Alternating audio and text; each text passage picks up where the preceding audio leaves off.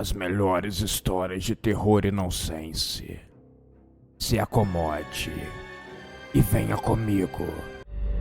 O remédio continuava a circular, cada vez mais popular, enganando as pessoas que queriam uma promessa de emagrecimento rápido e sem esforço.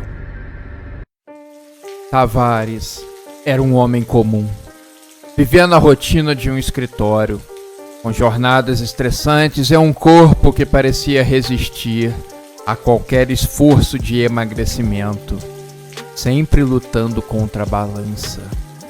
Anos de dietas rigorosas, treinos exaustivos e uma batalha constante com sua autoestima fizeram dele um homem cansado e desesperado por uma solução definitiva. Ele ouvia promessas de emagrecimento fácil, mas sempre desconfiava. Milagres não existiam, ele pensava, até o dia em que um amigo reapareceu irreconhecível, justo quando ele tinha em mente desistir de tudo e ficar recluso dentro de casa. Foi então que Delgado, um velho amigo, surgiu em sua vida como um raio de esperança. Quando Tavares viu Delgado pela primeira vez em anos, ele pôde reconhecê-lo. Ele era um antigo colega de faculdade. Havia sempre sido mais robusto, mas agora parecia uma sombra de si mesmo, magro, esguio, quase etéreo. Nossa, o que aconteceu com você? Perguntou Tavares, curioso. É um novo remédio, Delgado confidenciou. Funciona logo no primeiro dia. Você nem precisa se esforçar. Pode comer o que quiser. É como um sonho. Tavares sentiu velho ceticismo.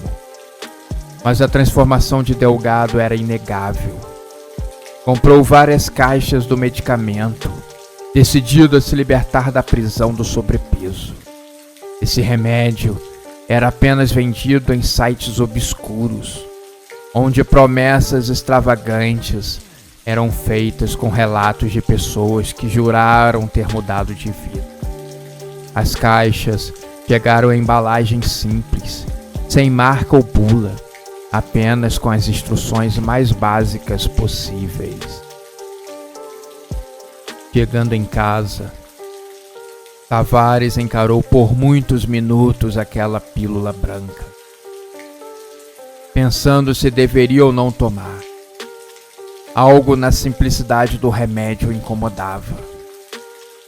Mas ele cedeu à tentação e optou por tomar de noite, pouco antes de dormir.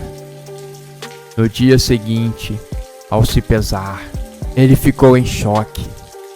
3 quilos a menos. 3 quilos em uma única noite. Isso era impossível. Mas lá estava a prova na balança. Isso sem qualquer dieta ou esforço. Tavares, então, se permitiu devorar um café da manhã farto. Algo que não fazia anos. E ainda assim, continuava emagrecendo. A cada dia que passava, via seu corpo se transformar diante do espelho. A gordura parecia derreter. E ele sentia-se mais leve, ágil, vivo. O antes medo habitual de engordar estava ausente. Agora era substituído por uma confiança renovada. Os dias se passaram. E os quilos continuaram a desaparecer. Seu corpo, antes pesado e lento, agora se movia com uma leveza que ele nunca havia sentido. Ele comprou roupas novas, desfilou pelas ruas com um sorriso no rosto e recebeu elogios de todos que o conheciam. Mas o que começou como um milagre, logo se transformou em um pesadelo. Cerca de um mês depois de começar a tomar o remédio, Tavares atingiu seu peso ideal. Ele deveria estar feliz, mas algo o atormentava. Seu apetite, antes incontrolável, desapareceu. Mesmo quando ele parou de tomar as cápsulas, continuava emagrecendo. Ele começou a sentir-se fraco, seus músculos murchando, sua pele se tornou mais elástica, querendo a todo momento se desprender do seu corpo. Tavares tentou de tudo para parar a perda de peso. Comeu compulsivamente, tentando forçar seu corpo a ganhar massa. Mas era como se seu organismo simplesmente recusasse os nutrientes. Ele consultou médicos, mas ninguém sabia explicar o que estava acontecendo. Exames não revelavam qualquer anomalia, apenas o peso, que continuava a cair implacavelmente. Seu estado de saúde se deteriorou rapidamente. Internado no hospital, com apenas 30 quilos, sua pele pálida estava esticada sobre os ossos, como um cadáver ambulante. Os médicos estavam perplexos. Testaram todas as doenças raras, todas as infecções, mas nada explicava a rápida deteriorização. Tavares já não conseguia mais se levantar da cama. O frio que ele sentia não era apenas do ambiente, mas algo que vinha de dentro. Um gelo que parecia congelar a sua alma. Nos seus últimos dias, Tavares teve pesadelos terríveis. Sonhava que algo estava dentro dele sugando a sua vida, alimentando-se de sua essência. Ele gritava para os médicos, implorando para que o salvassem, mas ninguém sabia o que fazer. Sua pele começou a descamar, seus olhos afundaram ainda mais em suas órbitas, e ele mal conseguia respirar. Delgado veio visitá-lo um dia antes de sua morte. Quando Tavares ouviu, percebeu que Delgado também estava começando a perder peso de forma alarmante. O mesmo brilho que uma vez iluminara seu olhar havia desaparecido. Ele fora substituído por uma sombra de medo. Eu parei de tomar as pílulas, Tavares, mas acho que já é tarde demais, sussurrou Delgado. Tavares morreu naquela noite, pesando menos de 20 quilos. O seu corpo reduzido ao de uma criança pequena. Os médicos nunca conseguiram determinar a causa exata de sua morte, e o caso foi arquivado como uma misteriosa doença desconhecida. Mas Delgado sabia da verdadeira essência maligna do medicamento. Mas agora ele não podia fazer nada. Tentou avisar os outros, tentou destruir o restante das cápsulas, mas era tarde demais. As pessoas continuavam a comprar, a consumir, atraídas pela promessa de um corpo perfeito. E uma a uma, suas vidas eram consumidas. Era como se uma entidade maligna e com muita fome estivesse se alimentando deles. O remédio continuava a circular, cada vez mais popular, enganando as pessoas que queriam uma promessa de emagrecimento rápido e sem esforço. O seu corpo era comparado com aquelas estátuas perfeitas da Grécia Antiga, cada músculo torneado da maneira correta. A pressão pela vitória era absurda. Pessoas compravam seus produtos pela foto do seu corpo escultural, fixado na frente dos produtos. A musculação era uma paixão que alimentava milhões de pessoas no mundo.